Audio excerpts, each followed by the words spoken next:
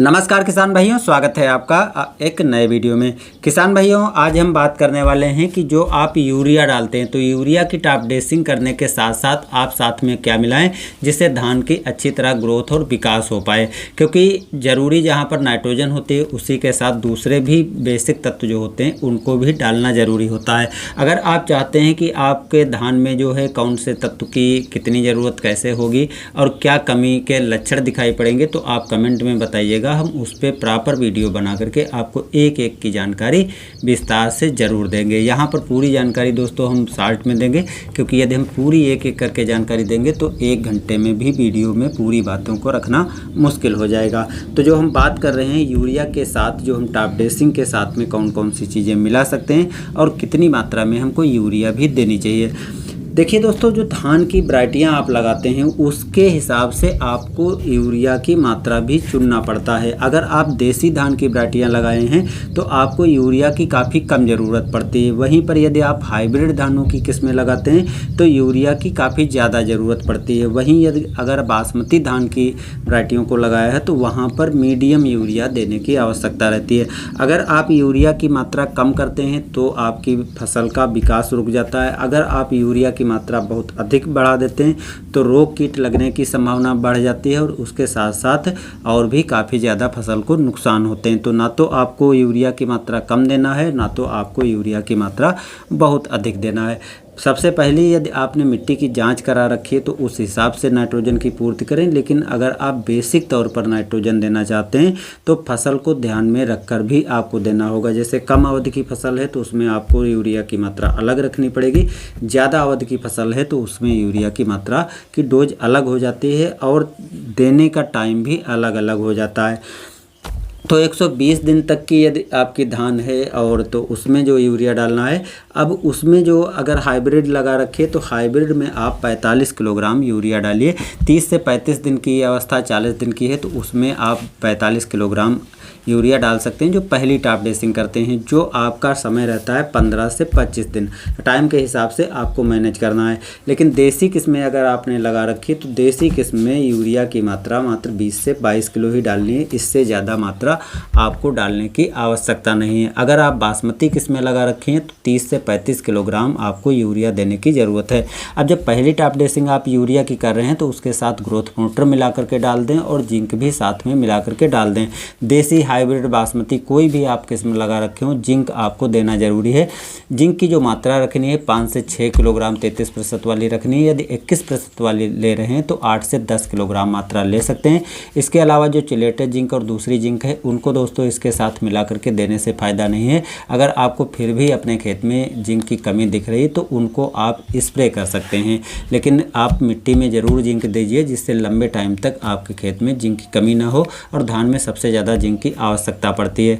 अब बात करते हैं जो आपको डालना है ग्रोथ प्रमोटर। ग्रोथ प्रमोटर जो दानेदार आते हैं वो आप ले सकते हैं। उसकी 8 से 10 किलोग्राम मात्रा प्रति एकड़ जरूर डालें, क्योंकि ग्रोथ प्रमोटर जब आप डालेंगे तो उसमें वो बहुत से माइक्रो न्यूट्रिएंट्स होते हैं, बहुत से सूक्ष्म तत्व होते हैं जो आपके पौधे को ज़रूरत भी होती है।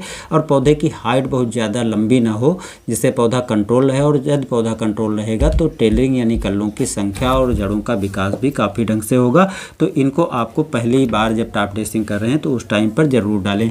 अब दूसरी बार आपको यूरिया की मात्रा कब डालनी चाहिए? देखिए, यदि आप 20 से 25 दिन पर डालते हैं तो दूसरी बार आपको डालनी है वो 45 से 50 दिन के बाद डाल सकते हैं। यदि कम अवधि की आपकी फसल है तो 40 दिन पर डाल सकते हैं। जो 20 दिन पर डाला है तो 40 दिन पर डालिए, और उसके बाद डाला है तो 45 से 50 दिन के बीच में दूसरी टॉप ड्रेसिंग आपको ज़रूर कर देनी है।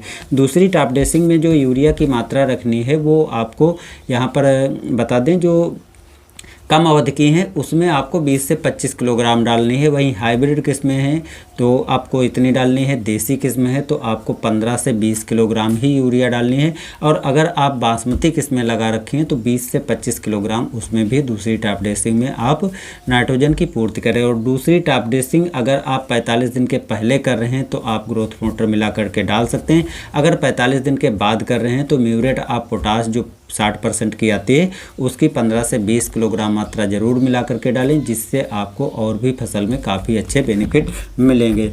तो इस तरीके से आप डाल सकते हैं। अब जब तीसरी बार यूरिया डालने का टाइम रहता है तो वो उन्हीं फसलों में आप यूज कर सकते हैं जो 140 दिन के ऊपर की फसलें हैं। तो अगर आपकी वैरायटी 140 दिन के ऊपर की है तो जो 65 से 70 दिन का टाइम होता है, यानी गबोड अवस्था आने के 5 से 6 दिन पहले आपको तीसरी टॉप ड्रेसिंग के रूप में भी यूरिया को डालना पड़ेगा। और इस बार चाहे देसी किस्म हो, चाहे हाइब्रिड किस्म हो, चाहे बासमती किस्म हो, सब में 20 से 25 किलोग्राम ही नाइट्रोजन देने की आवश्यकता है और इसके ऊपर आपको डालने की आवश्यकता नहीं है।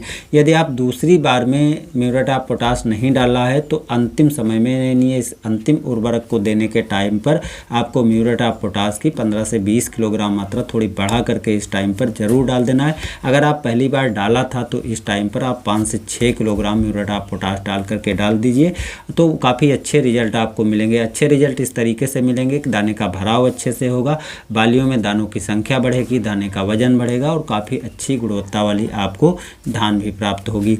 तो इस तरीके से कुछ यूरिया को आपको डालना है। अब एक चीज़ और है, यदि इसी दौरान पर कोई रोग कीट दिखाई पड़ता है तो आप उसकी रोकथाम के लिए दवाओं को भी यूरिया के साथ में मिला करके डाल सकते हैं। जो सिस्टेमिक बेस वाली दवाएं हैं उनको तो आसानी से मिला सकते हैं, लेकिन दूसरी टॉप ड्रेसिंग के टाइम तक ही मिला सकते हैं। तीसरी जब आप यूरिया की टॉप ड्रेसिंग कर रहे हो तो उस टाइम पर आपको दवाओं को मिला करके डालना नहीं है, क्योंकि अगर आप इस टाइम पर दवाओं को डालते हैं तो ये आपके जो धान है उसकी गुणवत्ता ख़राब करेंगे, उसके दाने में भी इसकी परसेंटेज मात्रा चली जाती है, जिससे मार्केट में इसका उचित मूल्य नहीं मिल पाएगा।